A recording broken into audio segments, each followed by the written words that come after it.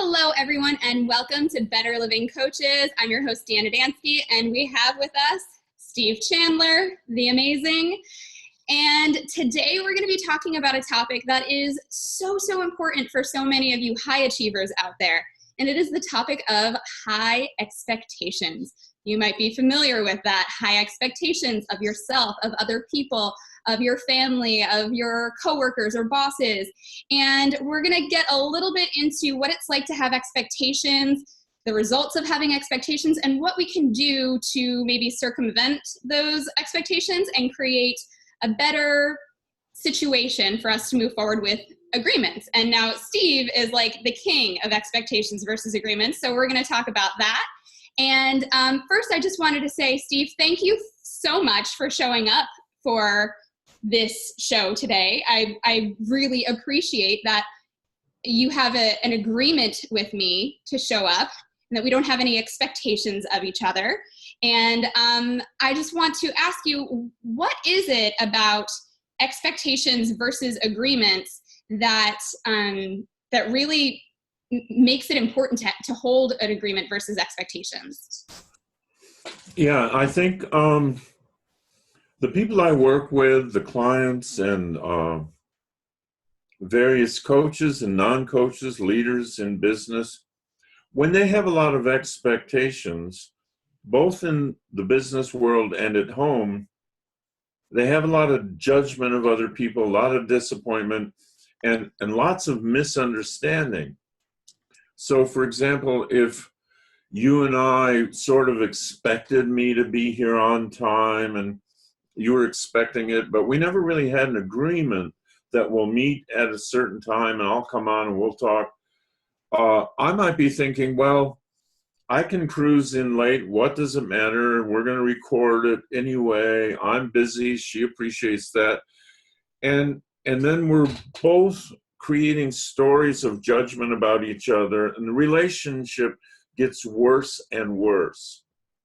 And so when I have a client who has complaints about another person, I like to ask, okay, what's the agreement with the other person that's being broken? And usually they're stunned, like, well, what are you talking about? Well, if that person is doing this and you don't like it and you think it's wrong, what can't you get an agreement? Can't you talk to them and co-create an agreement? And most people say, well, I never thought of that. I guess I could, because that's really how people collaborate in life and understand each other better, by creating agreements. Most people don't.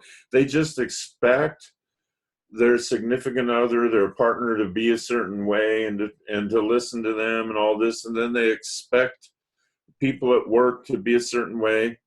And a life of expectations is really, it brings a lot of fear and anxiety and disappointment and sense of betrayal by others, and it's not necessary. Yeah, I agree. And it's like both parties aren't happy with an expectation, because the person setting the expectation is disappointed by this person's lack of performance. And then this person has this undue pressure that is sometimes they don't even know exists. They don't even know that that person holds an expectation. Right. One of the things that pops up for me, you were just talking about relationships, is when I'm working with any of my clients, I have a lot of male clients, and it's really fun for me to work with them because I get to offer them a very neutral female perspective without the emotion, without the attachment to being in relationship to them. And one of the things that I really like to support my clients with in relationship is learning or having an agreement of how they listen to their partner, right? So when their wife or their girlfriend comes home and she starts, sharing with him all of her feelings about something, I teach them that there are like different agreements you could have. Like, do you need me just to listen? Do you need me to help? Do you need me to listen first and then help? Do you need me to be on your side? Do you need me to play devil's advocate? And then creating agreements about how you and your partner want to support each other in your communication style. And it makes the wife, this goes both ways, but in this situation, it makes the wife feel like she's being heard, and it makes the husband feel like he knows how to support her and give her what she needs in that moment. So it's like agreements set everybody up to win. Yeah. Yeah. It's really true. It's been my experience, and most people don't think about that. They're so lost in fear and judgment of the other person, and they don't really see that they could create an agreement. And then the second step is to keep your agreement. So if I say I'm going to be home at 6, and you say, okay, great, because I'm going to set up something, and maybe we'll have dinner together, and I'll get it all ready, or whatever it is, vice versa. You tell me you're going to be home at 6, and I say, well, I'm going to do a little something, and I'll be ready for you. And then the person cruises in at 7:30 or 8, and you say, what's going on? And well, I had to work late. I have to work. Well, there's no agreement there to, if you're going to break your promise to be home at 6, will you please call and let me know that you're not going to be able to keep it? And well, I get, so it's really just a matter of settling down, even in business situations. And when things are going wrong, bring someone and say, let's have an agreement on this that you and I can both agree to, and we'll talk it through ahead of time. What do you need from me to keep this agreement? And then when two people have an agreement, it's much more likely that things are going to get done. Yeah, I love it. And what you were talking about just now was so valuable too, that an agreement sometimes can't be upheld. And in those situations, what is the agreement? If you can't be home by a certain time, then please call and give me advance notice. So it's like, and you know what, it may not be perfect, because when you start a new agreement, you don't realize that somebody might not uphold it. So then you have a new conversation around that agreement, and then a new conversation around any subsequent agreements that need to be upheld to support that original, which is why in business, so many things break down in communication, because there's one agreement, but then nobody's following up on the broken agreements and how to remedy those. Yeah. I agree with that. And, it's a lot easier for two people to talk about an agreement and why it's not working than it is for two people to talk about each other and what's wrong with you and what's wrong with me and what's your character flaw, what's my personality defect. If we have an agreement, we can just talk about the agreement. Yeah. And then it's not a victim situation. It's not a blame situation. It's just circumstances and actionable steps, which I love. So that's awesome. Now I'm going to ask you this is a lot of stuff in expectation versus agreements, which you have a great audio on. And I love everything that we've talked about, but let's also take a look at like expectations of ourselves. So how do you work with clients who've got these ridiculously high expectations, the high achievers who they set the bar really high for themselves? And a lot of times, they've reached it. They've attained that level of success. But either A, they just set it higher the next time, or B, they fall short. How do you work with people who have these high expectations and kind of create a sense of suffering when they do so? Yeah, I like to ask what are these expectations based on? Are they based on what you're hoping other people will think of you?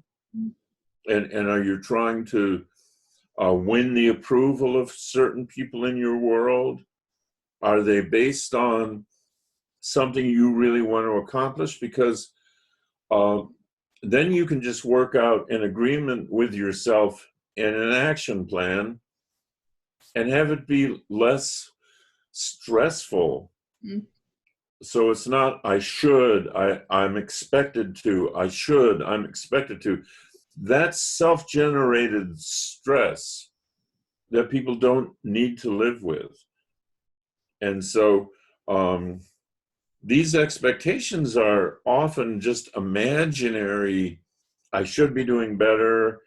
And what do people think of me? And that's a kind of social anxiety based on never getting out of high school. Mm. Like in high school, everybody's so painfully aware of what everyone thinks of them. And I don't want to embarrass myself. And who am I? one of the cool kids, and if I'm not, I want to be a rebel. But they take a version of that out into adult life. Like, what do my clients think of me? What do my parents still think of me, and all of that? And it just becomes neurotic and not necessary. Yeah. Yeah. I understand what you're saying about the judgment piece. I love the saying, like, don't shit all over yourself. It's that constant barrage of judgments, which, you talk a lot about creativity, like that really brings us down. It doesn't lift us up. It doesn't make us feel good about doing the thing that we've set that expectation, that goal to even accomplish or create. It becomes hard work. It becomes grueling. It becomes, work. Right. And Yeah. It's not fun anymore. And one of my clients, actually, there are two that are coming to mind, but it was a very similar situation. I'll never forget. One of them was talking to me about how she didn't want to attend a wedding. And I was like, okay, well, so don't go. And this is like an incredibly successful woman, very powerful in her career, very driven, intelligent woman. And it had not registered for her to not attend a wedding that she was invited to because she should go. And it was really, it was an aha moment even for me in my coaching to realize how many people don't give themselves permission to do things that make them feel good or that make them happy because of those self-imposed judgments, because of these beliefs about how silly they look. One client, on the bottom of my website, I have a video testimonial where there was homework for one of my clients who was traveling to Italy, and her homework was to drink wine, dance in the fountains, and drink and eat lots of pasta. And it was like the thought of eating carbs and drinking, and she was like, only 8-year-olds were dancing in the fountain. What were people going to think of me? And she had the best vacation of her life because she was able to take down all of those, what do people think of me? Yeah.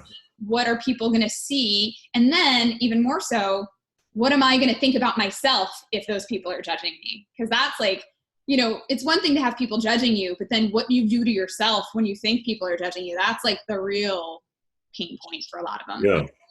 I'm all about like, give yourself permission, give yourself permission. You're awesome at doing that. Yeah, I'm with you all the way on that. And it gives people more of a sense of the freedom they really have. And the more of this judgment drops out, one of my friends and a writer, an author I admire, and a teacher, Jamie Smart. I don't know if you follow him, but he's great. And one thing Jamie says that I love, he says, if self-criticism worked, it would have worked by now. And so a lot of people think without this self-criticism and judgment, boy, I'd really mess up. So I need to stay on myself in a really negative way. And, but experience shows that the opposite is true. When I drop that, I'm more creative, I'm more free, I have more compassion for other people, I even have more energy. So the opposite of what I fear, it's a superstition that self-criticism is going to keep me from really doing poorly or being lazy or messing up. But if people will experiment with, no, just drop that and enjoy yourself and serve others and have a great life. And if they're willing to experiment with that, they find I'm getting more done, I'm having more fun, I'm relaxing, my relationships are better. And the reason is there's no self-criticism and there's less judgment of other people too. Yeah. And, you just said one word that really stood out to me, and it's something that you taught me a long time ago, which is the word experiment. That kind of falls right in line with this expectation thing. Like, there's no expectation that trying something new is going to work. Like, that's another way to have an expectation of yourself. If I do this, then I should have this result, or I should be able to have this experience.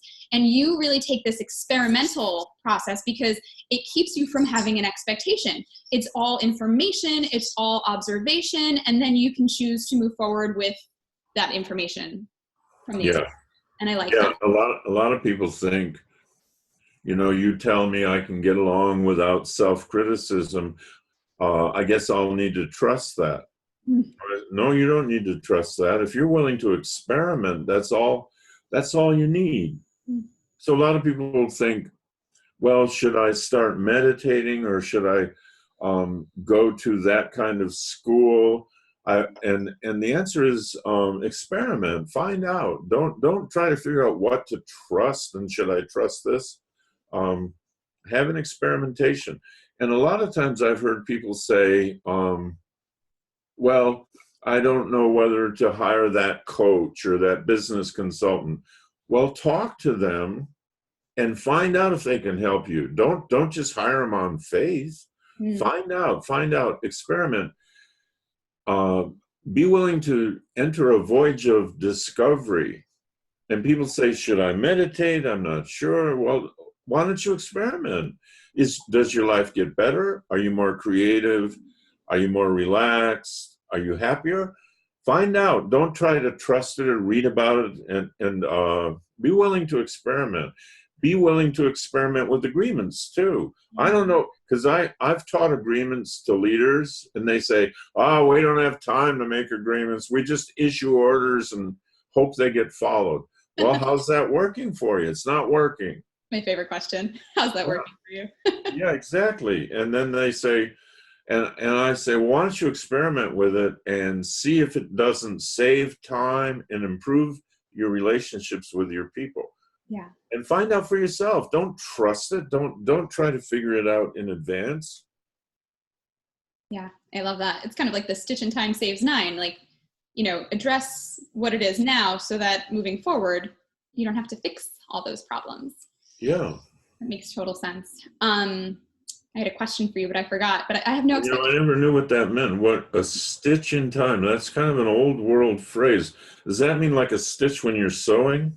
Yeah, so my mother's old school East Coast Italian, so I hear all these things growing up. So a stitch in time, like if you've got a hole in your sock and you darn it, you stitch it. If you stitch it in time before it becomes a bigger hole, yeah, then it saves time. So a stitch in time saves nine more stitches. So you don't have to do 9 more, you have to just do the one. I'm into it now. I'm going to start using that phrase. Also, it's kind of like, the time to repair the roof is when the sun is shining, not when it's raining. I love that. And it goes back to what you talk about in expectations versus agreements. And I think this is a really integral piece people forget too, which is so many of us who do hold high expectations, we can also tend to be, I'm including myself in this at times, a little reactionary. And you talk about how you want to create agreements when you're in a good place with people, not when somebody has let you down or they have not fulfilled the expectation or you're mad at them or you're experiencing anguish over, an order that wasn't fulfilled. You want to always do it from a healthy place. So yeah. That's a really good point. And high expectations are a form of neurosis. Mm-hmm. There's nothing positive about those. If you want something high to occur, then create a game plan for it. Create a doable step-by-step action plan. Create a commitment, create an agreement with yourself, or an agreement with, but just wandering around with all these high expectations for your children, your spouse, yourself, that's neurotic. And what that does, it sets up nothing but a life of disappointment and upset. And welcome to it if that's the kind of life you really want, but it's not necessary. Well, what happens if you're open to setting an agreement with someone and they're not open to setting agreements in return, or their agreement is not what it is you need it to be? How do you help people who can't get those agreements fulfilled? Because I'm just thinking, when you're talking about neuroses, I'm like, control people want to have an agreement that matches what it is that they want. So how do you help people when they can't get what they want? Well, if you don't have an agreement, you don't. So, so that's just it. I mean, that has to be voluntary. It can't just be, I want you to agree to this, and I won't be happy until you do. It's, can we get an agreement on this? Mm-hmm. And so if I have an employee who's always showing up late, can I get an agreement from you that you will be on time moving forward, and they say, no, I'm not going to make that agreement because I could be in traffic, and say, so I want to enter that in the employee file that unwilling to make an agreement to be on time. And the thing is, not everyone's going to agree, and that's fine. Not everybody's going to agree to everything I want people to agree to. Yeah, and it seems there like has to be something in it for them too. Yeah, and when that happens, it's like it almost puts the onus back on you to have an agreement with yourself. Like, right. is this a client or an employee that I'd like to keep? Or is this a relationship that I'd like to maintain? If I can't, if I want him to be monogamous with me and he's not willing to do that, and that's a deal breaker for me, that's okay. I can't make him be monogamous, but I can then have an agreement inside myself that I'm not going to enter into relationships with people who are not in agreement with me about that. So there's an expectation agreement situation between two people, and then if it doesn't happen, it sounds like it has to happen within yourself too. So yeah, that's helpful.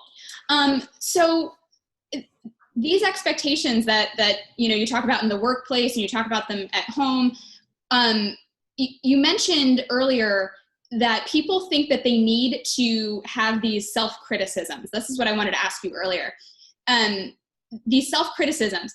I have a lot of clients who feel like those are the things that drive them, that these are the things that do make me successful. And you said, studies show that that's not the case. How is it that we've got that message totally mixed? Because so many people look at, well, look, I pushed myself all through college and I graduated with honors, or I worked my butt off and I got that internship. People see the relationship between being hard on themselves and being successful. So how are they supposed to undo that and believe or even experiment with like just being nice to themselves and not being hard? Like, if I hear people say, if I'm not hard on myself, I'm not going to work to that expectation or to my own expectations. I'm not going to live up to them.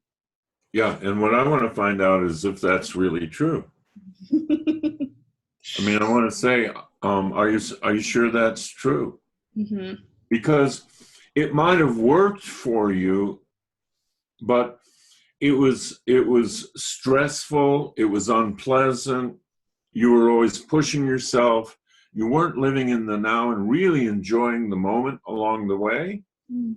And if there were a more enjoyable way to achieve what you want to achieve, less stressful, less push, less edgy, hard on myself, would you be interested in doing it that way? Yeah. Not that you should. If that's working for you and you're okay, I'm fine. Mm-hmm. But if you're looking for a way to do it in which you're not wearing yourself out and always doubting yourself and pushing yourself harder the next day and thinking someday you're going to be happy, but you're not happy now, not until you've achieved all these things. If you want to live life a different way, then you'll be willing to experiment with that. Yeah. So it works. It works for some people in a certain way, but what they're not seeing is that it's not necessary. And that there's something else that could work better, it sounds like. Yeah. It's like you could still have the same results and enjoy yourself or like your life or have even better results than you ever thought possible because you've removed the judgments and the things that keep you from creativity or joy or fun and all of that. So that's true. And like having that alternative way also could bring you to heights that you didn't expect. There's that saying, like, what got you here won't get you there. It might have worked up until now. You might have gotten yourself through college and you might have gotten yourself that internship, but now that you're in the workplace, maybe that methodology isn't the thing that's going to get you to that next level of success. That's right. So awesome. Well, we have an agreement that we are going to enjoy our Friday afternoon and we're going to keep these nice and bite-sized for people. So I think that was pretty much a great lesson for everybody to go out there and create agreements with people. So that's what I encourage all of you to do is allow yourself to experiment with the possibility of creating agreements with yourself and other people, dropping the expectations and bringing more fun and playfulness into your relationships, both at work at home in your family. So Steve, thanks so much for sharing your wisdom with us as always. I appreciate Thank you. Thank you. And, we agree to meet each other next time. All righty. I'll see you then.